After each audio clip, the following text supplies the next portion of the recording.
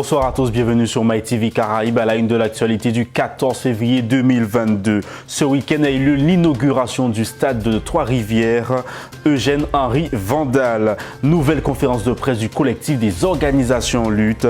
Un carnaval full ce week-end dans les rues de Pointe-à-Pitre.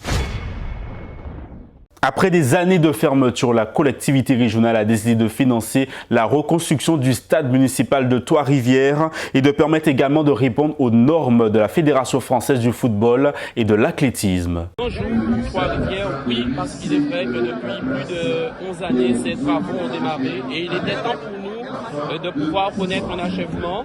Donc nous sommes heureux que cette population puisse répondre à cette invitation avec le président de région Henri Chalus et ses équipes, le conseil municipal de Trois-Rivières. Nous avons pu honorer Eugène-Henri Vandal, un jeune sportif qui le mérite bien, éducateur de toujours. Donc nous sommes tous heureux ce soir à Trois-Rivières. Il y a eu à un moment donné plusieurs erreurs et c'est vrai que politiquement on a voulu nous faire mal avec ce stade pour lequel nous nous sommes engagés à le faire sortir. Nous l'avons fait sortir et je crois que c'est ce qui est plus important aujourd'hui. Trois-Rivières retrouve un stade. Il est temps pour nous de faire en sorte à ce qu'il puisse vivre, retrouver ces enjeux d'antan et permettre à ce que toute une population puisse revivre à travers ce stade. Mais la population de Trois-Rivières doit savoir que nous sommes une équipe municipale. Les choses ne sont pas si faciles, mais nous continuons à travailler et nous allons le faire en totale transparence, en totale responsabilité. Nous sommes là pour servir et nous allons servir notre population jusqu'au bout. Toutes les grandes collectivités sont présentes pour nous accompagner financièrement, pour être à nos côtés, parce que c'est vrai que quand vous arrivez, que vous connaissez d'énormes difficultés sur ce stade, aussi bien des difficultés financières ou des difficultés d'accompagnement technique, c'est la région Guadeloupe, c'est le président Henri Chalus et ses équipes que nous retrouvons. Et aujourd'hui, nous lui disons et nous leur disons merci à la région pour cet accompagnement et à très bientôt pour d'autres réalisations au profit, non pas seulement de Trois-Rivières, mais au profit de la Guadeloupe. Monsieur le président de la région, aujourd'hui, vous êtes un homme heureux. Enfin, heureux pour Trois-Rivières, parce que quand nous sommes arrivés en 2016, quand nous avons vu l'état de ce terrain, j'ai été vraiment étonné. Le trottoir a été abandonné, il y avait des herbes de plus de 3 mètres, comme on dit chez nous, Acacia, Banquelin, et même la piste même a été déformée. Et tout de suite, dans le cadre de la région à domicile, nous avons tourné dans les 32 communes de la Guadeloupe. En venant ici, le maire nous a demandé un accompagnement. Après un budget de plus de 4 millions, 5 sur 5 millions, nous avons encore mis une rallonge de 2,2 millions pour pouvoir finir ce stade et permettre aujourd'hui à ce que l'équipe de Trois-Rivières, la JDR, affronte la JVF du fort et que la population puisse être dans un stade, dans une tribune couverte. On a dû faire des travaux sur la tribune, dans les vestiaires, sur le terrain, reprendre le gazon, on a dû tout reprendre pour pouvoir accompagner les Trois-Rivières. Donc c'est une fierté pour nous aujourd'hui, pour la Ligue de football, de savoir qu'aujourd'hui, ils ont une outil. Souvent, je ne dirais pas non, c'est que la région était le premier financeur, c'est que les entreprises ont pris du retard. Ensuite, nous avons rencontré, le Covid est arrivé, on ne pouvait pas travailler. Et ce qui était plus dur, c'est de voir l'état du terrain de football, avec des pierres dessus. Nous avons dû reprendre d'autres entreprises pour pouvoir finir ces travaux-là. Donc la région s'est engagée, comme je vous l'ai dit, à plus d'1,2 million de rallonge pour finir le stade, reprendre la tribune de carrelage qui était abîmée, des couloirs abîmés, les vestiaires même. Vous savez, quand un bâtiment reste fermé, ça s'abîme plus vite. Eh bien, nous avons tout repris aujourd'hui, c'est une fierté pour nous. Les techniciens ont fait du bon travail. Notre directeur, M. Delorme, était ici tous les jours. Je suis venu ici une dizaine de fois sur le terrain avec l'équipe de sport de la région. Donc aujourd'hui c'est une fierté et comme nous l'avons annoncé aujourd'hui, nous allons offrir aussi un futsal à Trois-Rivières comme nous le faisons pour les 32 communes de la Guadeloupe.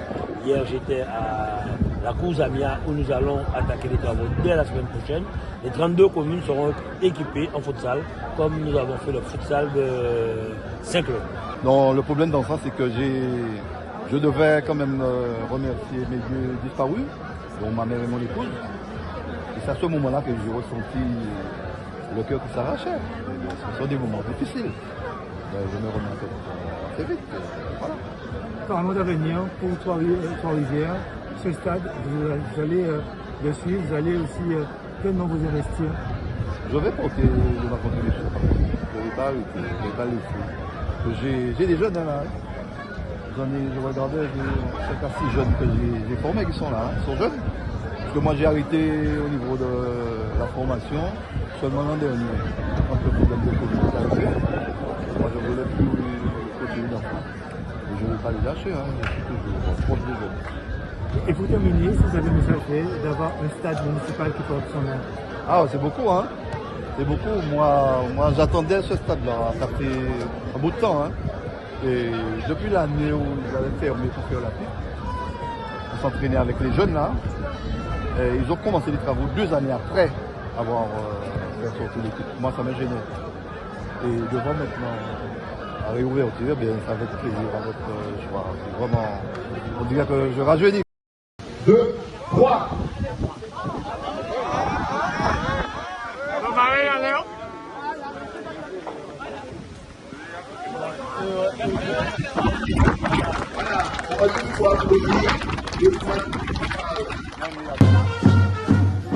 Merci, nous allons donc encore une fois découvrir qui est Eugène Henri Vandal. Son parcours sportif, cet enfant de la commune avait grâce à ses choix, avec ce stade qui porte aujourd'hui son nom, Eugène Henri Vandal, car bien sûr, comme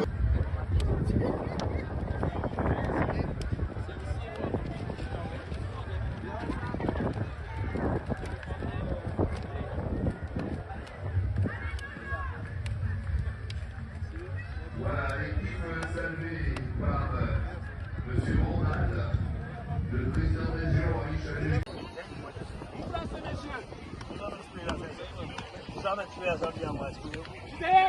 C'est pour ça. On y va, on y va.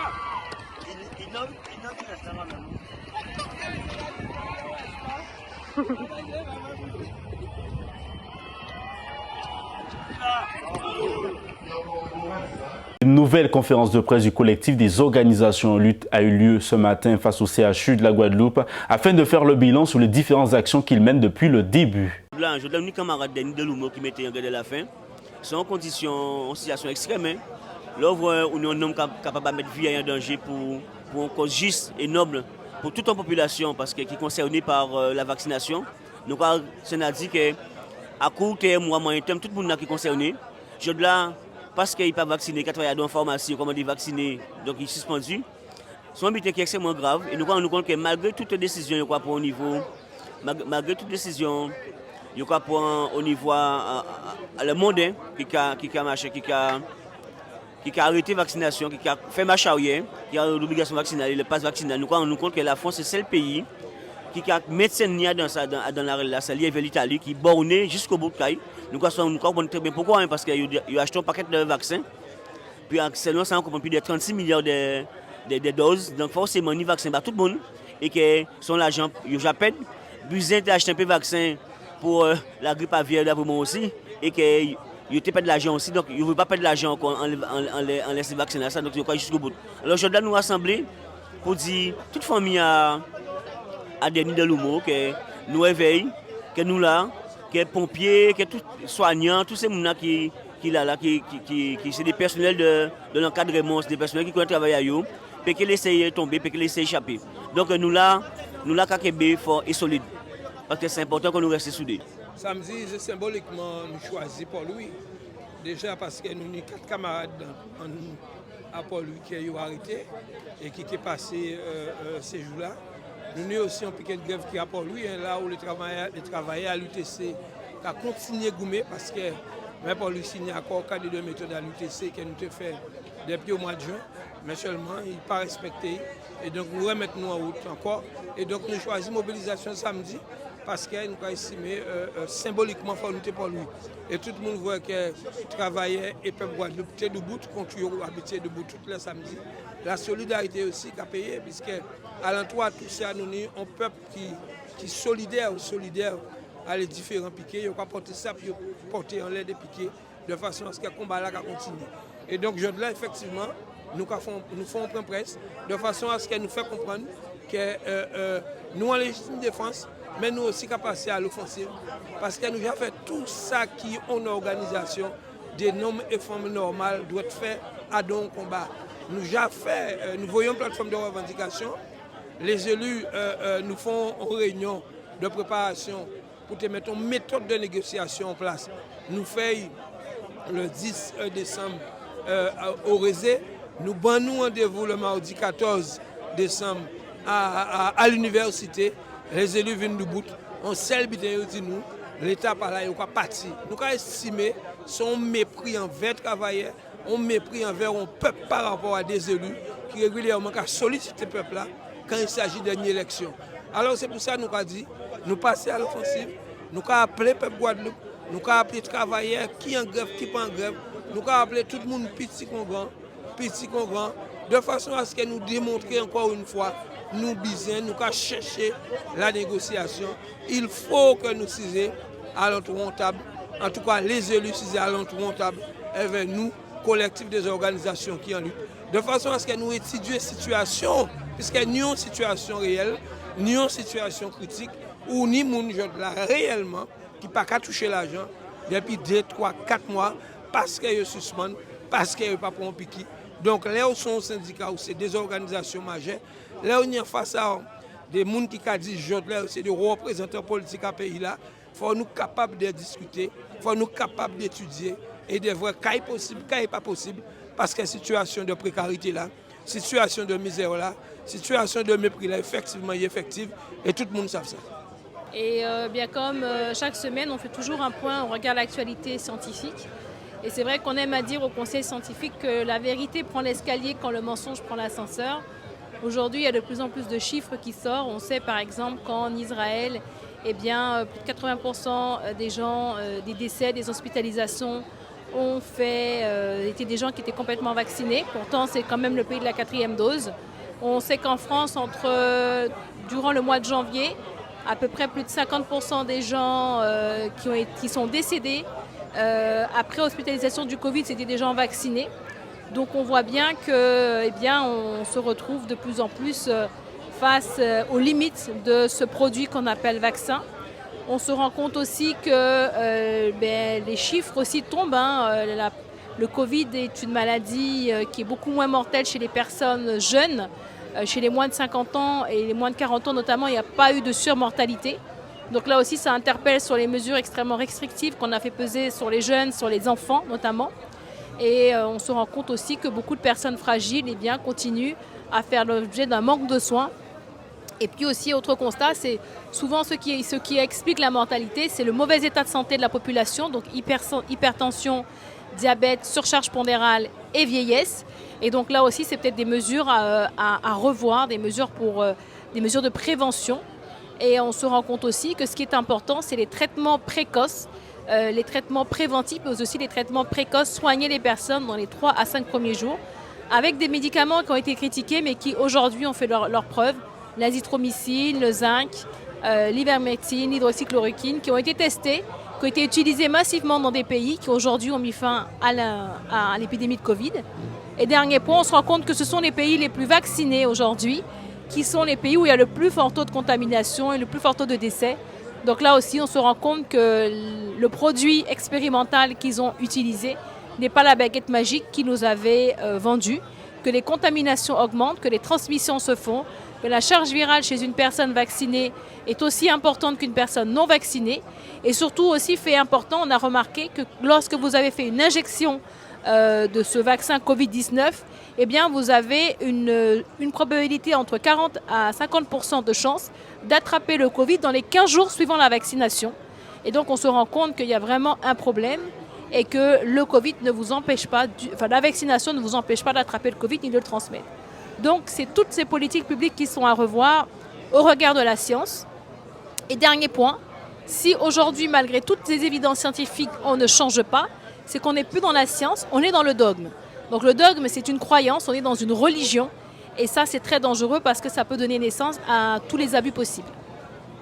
Pendant ce temps, Denis Deloumou, un cadre du CHU de la Guadeloupe, a entamé une grève de la faim depuis un peu plus de 3 jours devant le centre hospitalier universitaire de la Guadeloupe.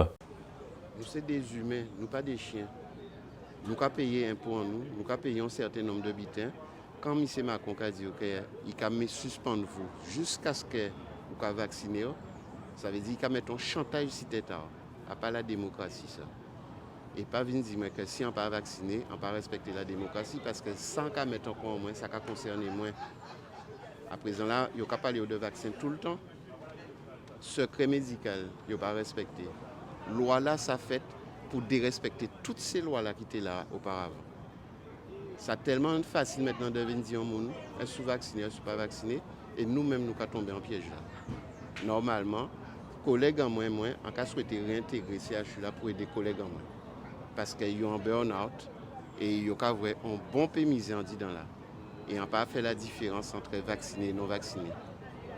Il faut nous tuer les affaires à clivage là, ça y a fait. C'est ça qui est important. Denis, bonjour. Bonjour. Comment tu vas?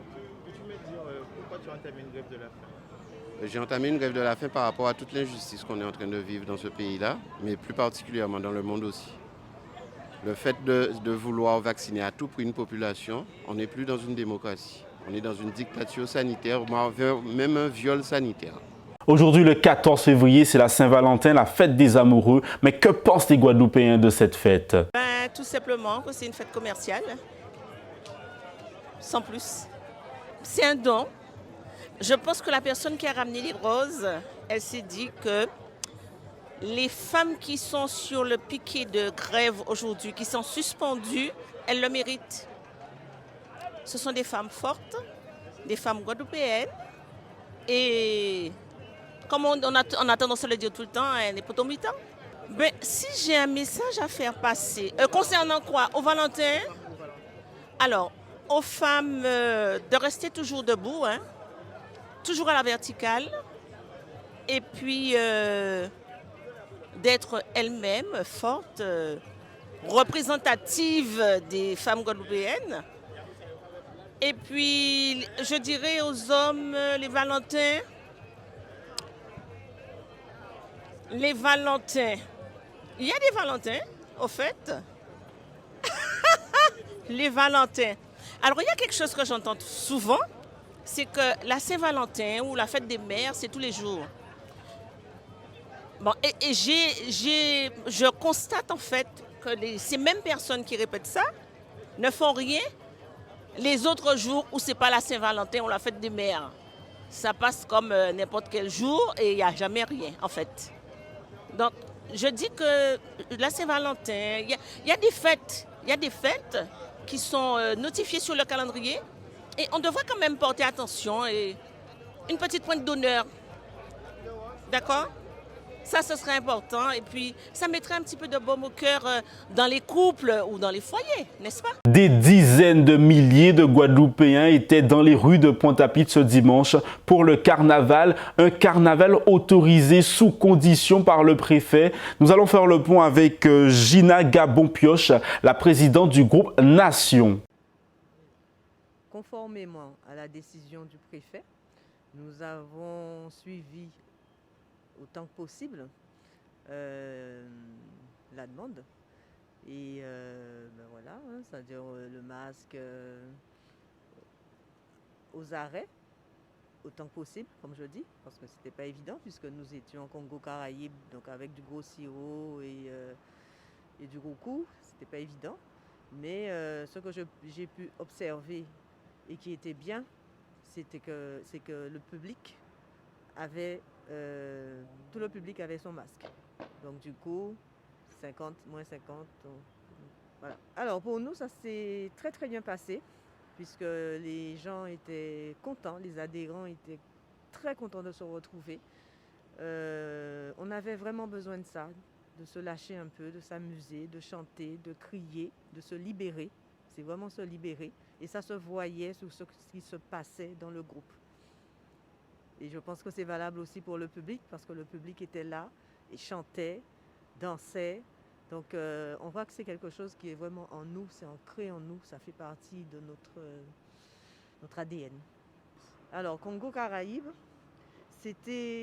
nous avons choisi ce thème-là, qui est un thème ancien, mais c'était de montrer qui nous étions véritablement et d'où nous venions. Le Congo d'Afrique, d'accord, ce que nous sommes nègres, le côté Roukou Caraïbes, c'est aussi nous. Les feuilles de banane, c'était le lianage qu'il y a entre le Congo et les Caraïbes. Voilà, c'était ça le thème. Le prochain déplacement est toujours à Pointe-à-Pitre, hein, selon le circuit qui est prédéfini par la préfecture. Et il y aura un autre thème, toujours qui reflètera ce que nous sommes toujours, d'où nous venons. Parce qu'on ne sait pas de quoi est fait demain. On a eu la preuve ces derniers temps. Donc quand on peut profiter d'un instant, vraiment de faire pleinement et de prendre plaisir. Les carnavaliers, c'est la même chose. En principe, le carnavalier qui vient, qui se permet de s'inscrire dans un groupe, qui fait son linge et qui s'aligne pour courir, pour débouler, c'est qu'il est volontaire. Je pense que s'il n'est pas d'attaque, s'il est aigri, il ne va pas le faire. Il le fait, ce n'est pas par obligation. S'il est venu, on ne l'a pas tiré, donc il le fait par plaisir. Donc à la limite, la question ne se pose même pas pour le carnavalier, si je peux me le permettre. Voilà pour l'actualité du jour. Je vous rappelle l'une des informations principales, c'est l'inauguration du stade municipal de Trois-Rivières, Eugène-Henri Vandal. On se retrouve dans un instant dans l'émission On veut tout savoir avec Sidji Esdras de Combat Ouvrier. C'est la fin de votre édition. Merci de nous avoir suivis sur MyTV Caraïbes.